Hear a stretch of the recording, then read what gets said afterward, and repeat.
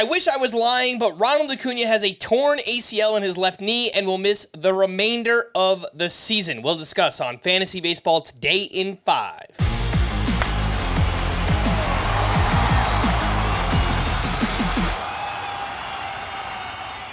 Welcome into FBT at 5 on Tuesday, May 28th. I am Frank Stampfl, joined by Chris Towers, and the biggest news of the weekend, the biggest news of probably the season, is that Ronald Acuña is out for the remainder of 2024. A torn ACL in his left knee, and this is not the same knee as his previously torn ACL that happened back in 2021.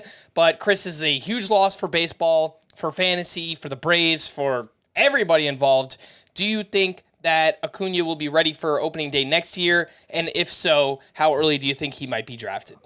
Yeah, I mean, you look at the timetable from the previous injury, and that was like a July injury where he was ready by the end of April. You know, it's typically a, let's say, 9 to 12 month timetable to return from a torn ACL. So, yeah, he could be ready for opening day. And I think what we're going to see is exactly what we saw last year, where if he starts to, look ready for early on in the season, Ronald Acuña's ADP ended up like top 13 that season. So yeah, there's absolutely a chance that by this time next year, by March of next year, Ronald Acuña is starting to play in spring games.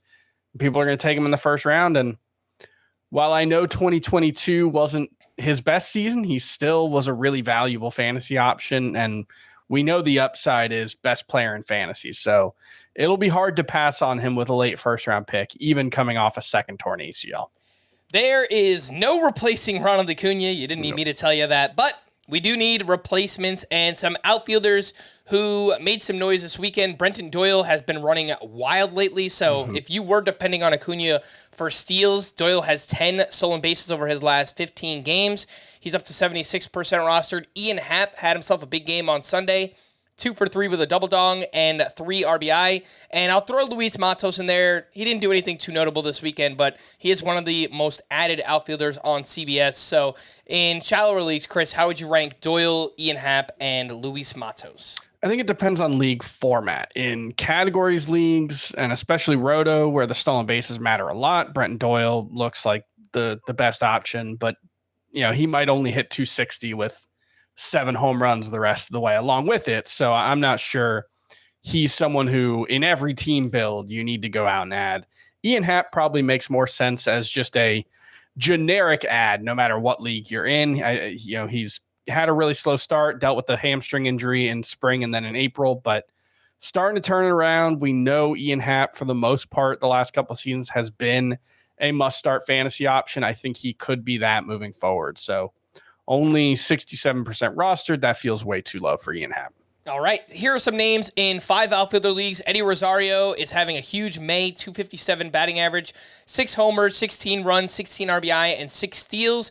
J.J. Bleday homered in 3 straight games from Wednesday through Friday. Leody Taveras has been moved up to 5th in the Rangers lineup, having himself a nice month as well, batting .280 with 3 home runs, 16 runs scored, and 3 steals. Alec Burleson, last 11 games with the Cardinals, batting .422 with 2 home runs, 2 steals, lots of line drives, and makes lots of contact. Adam Duvall, who is the biggest beneficiary of this Ronald Acuña injury, has homered in back-to-back games. And Tyler Freeman, who is with the Guardians over his last 15 games, batting .298, 1 homer, 14 runs, 3 steals, and an .844 OPS. Lots of names here, Chris. Who are your 2 or 3 favorites between Freeman, Duvall, Burleson, Taveras, Bleday, and Eddie Rosario? I think Rosario is probably my favorite. Wouldn't be surprised if the Braves just went out and traded for him, given his experience with them. Duvall, it's worth noting him and Jared Kelenic will now play every day for the Braves moving forward. They had been in a platoon before that. Both of them have 25 homer potential. It's just they might hurt you with everything else that they do. So that's the concern there. I think Tyler Freeman's really interesting, though. Obviously Stephen Kwan's absence and impending return could change Tyler Freeman's outlook as far as where he's batting in the lineup for the Guardians. But former top prospect, really good bat-to-ball skills, has a little bit of speed. I could see Tyler Freeman being, especially in a 5 outfielder categories league, I could see him still being a pretty useful option when Quan returns. Again, that was Tyler Freeman. For more extensive fantasy baseball coverage, listen to the Fantasy Baseball Today podcast on Spotify, Apple Podcasts, the Odyssey app, or anywhere else podcasts are found. Thanks for listening to Fantasy Baseball Today in 5, and we will be back again tomorrow. Bye-bye.